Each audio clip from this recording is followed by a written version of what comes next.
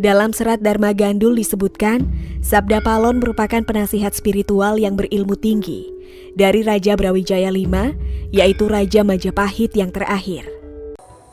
Saya Sabda Palon, penguasa Babat Tanah Jawa. Konon Sob, karena kedikdayaannya dia bisa memerintah seluruh makhluk halus di Tanah Jawa.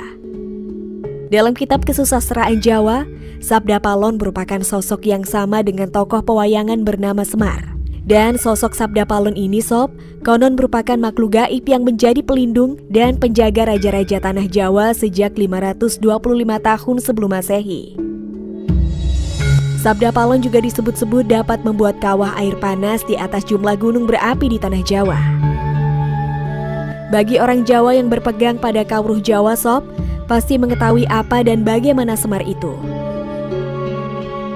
Secara ringkas nih Sob, dapat dijelaskan bahwa Semar merupakan utusan gaib Gusti Kang Murbeng Dumadi atau Tuhan yang Maha Kuasa untuk melaksanakan tugas agar manusia menyembah dan bertakwa kepada Tuhan.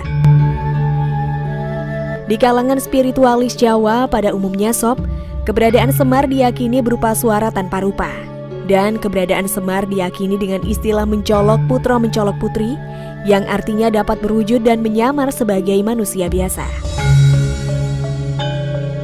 Dalam perwujudannya menjadi manusia tetapi mencirikan karakter Semar sebagai sosok begawan atau pandita. Hal ini dapat dipahami karena dalam kawruh Jawa dikenal adanya konsep menitis. Namun Sob, kisah kedekatan sang penasihat spiritual ini dengan Raja Brawijaya V akhirnya berakhir saat sang raja memutuskan untuk memeluk agama Islam.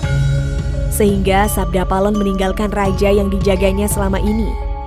Sabda Palon bersumpah akan kembali lagi 500 tahun setelah meninggalnya Raja Brawijaya V untuk kembali menjadi penjaga bagi Tanah Jawa. Dalam bait-bait terakhir ramalan Jayabaya, yaitu pada tahun 1135 sampai 1157 Masehi, juga telah disebut-sebut mengenai Sabda Palon. Pada bait 164 dan 173 menggambarkan sosok putra Batara Indra yang menguasai seluruh ajaran, memotong Tanah Jawa kedua kali, mengerahkan jin dan setan, serta seluruh makhluk halus ada di bawah perintahnya. Sabda Palon mampu melihat benih-benih keruntuhan kerajaan Majapahit. Lalu Sabda Palon benar-benar meninggalkan raja yang diasuhnya selama ini.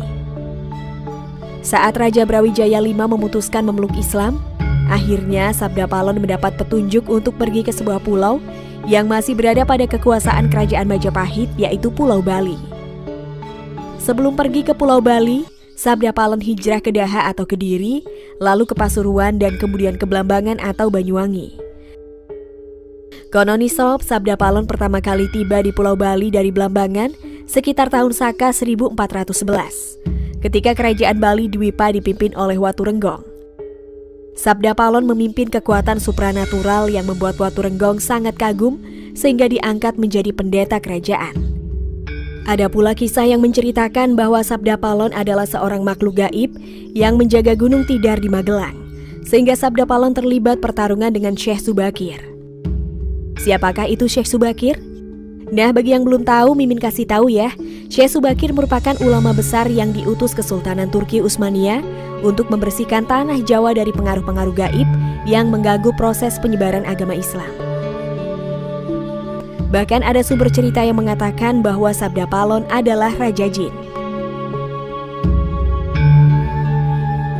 Benar atau tidaknya kisah ini, hanya Allah yang tahu. Dan jika ada versi atau sumber lain tentang Sabda Palon, silakan tuliskan di kolom komentar ini ya.